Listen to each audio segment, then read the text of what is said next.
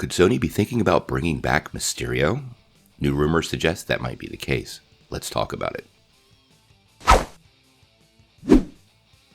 Hey guys, thanks for tuning in to Comic Book Nostalgia. I'm CB Nostalgia, and we got a little update about Spider-Man. But before we get started, make sure you get in on this month's giveaway. We're giving away a copy of JLA 1 Million. All you have to do to get in on the giveaway is be a subscriber, hit like, and leave a comment. If you've been following the ups and downs of Spider-Man at Sony, you know Sony Pictures has put a lot of options for various Spider-Man characters on the table the last couple of years. And before Spider-Man Far From Home was in development, one of those was Mysterio. Now, the recent film delivered a pretty awesome version of Mysterio, but by the time the movie was over, and he had revealed the web-slinger's secret identity to the world, Quentin Beck ended up dead. Now, if you're familiar with the character, he's the master of illusion, and for him to have faked his death would really not be that surprising.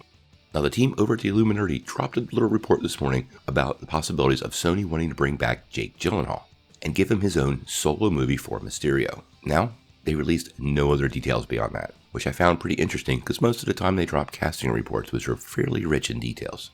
But considering a lot of other solo characters like Venom, Kraven, Morbius, and the Vulture are all getting lined up for a Sinister 6 movie, this would kind of make a lot of sense since the character has already been established. Now, obviously, they wouldn't explore Mysterio's origin story because that was pretty well done in Spider-Man Far From Home, but it could easily follow his return from the dead and some subsequent plans to get some revenge on the Wallcrawler. We probably also should consider that J. Jonah Jameson made him out to be a hero, and the rest of the world may still see him as that, so it could see him return and then fill out that role as a hero until finally being outed as a villain.